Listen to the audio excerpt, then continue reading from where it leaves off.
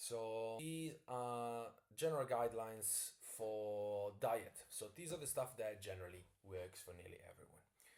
So number one is say like avoiding anything that irritates and drains the nervous system. So excessive caffeine, excessive alcohol, excessive heavy or very spicy meals, especially late in the evening, these are things that drain your energy.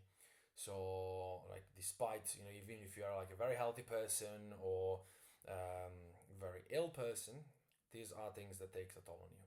And obviously, if you're ill, if you're chronically ill, you're gonna feel it so much more. So, these, avoiding things that put stress on the nervous system through food, very important. Secondly, also avoiding things that have a lot of ingredients and they irritate the gut and they're hyper processed. So packaged food, crisps, white bread from the corner shop, refined sugar, artificial sweeteners, gluten. Gluten as well, fun like especially like modern flours and bread product contain a lot of more gluten and pesticides that they used to do, and therefore they can create a lot of irritation, inflammation. Cow's dairy, also a big one, mostly milk and cheese. They can create a lot of irritation in your gut. And anti-nutrient rich plant foods. So this is something that I've been working with in the past few years, just understanding how a lot of plant food contains gut irritating compound. Some people are fine with them, other people are very sensitive. So this is obviously unique to you, but it's something that, I won't say taking away, but take it off your diet, but also be aware that this is something that can exacerbate the symptoms. So, legumes mostly and certain nuts and seeds. But we're not going to go in depth right now. Nightshade as well, so tomatoes, potatoes, chilies, etc. They can cause an extra sensitivity.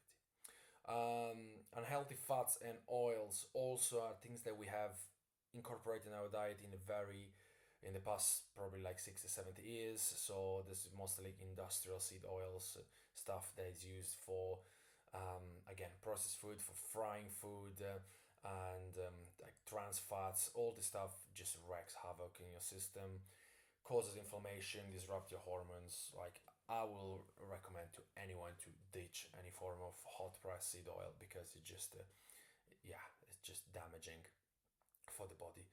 And again, hormonal disruptors, so stuff that is like your processed meats, which can be filled with like low quality meat filled with hormones and antibiotics, and fish, like large fish, also problematic, like tuna, like saltfish, because of the accumulation of mercury.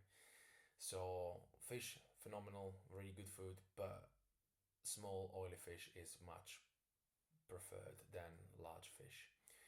Water quality, also another important one. In cities, especially, I'll say avoid completely tap water because there's so much stuff that doesn't get filtered out. And you can get really good quality filters now for like no large price. So filtered water also, say very, very important. And blood sugar regulation. So this is why this is important is because spikes in blood sugar will cause your insulin to spike and then will cause your blood sugar to crash, and that will give you symptoms of depletion, fatigue, afternoon sluggishness, irritability, etc. So what is the general guideline is to avoid high carb breakfast, or eat carbs in combination also with fibers, with fats, with proteins. But carbs on their own can be quite problematic, especially sugar, and especially in sweetened drinks too.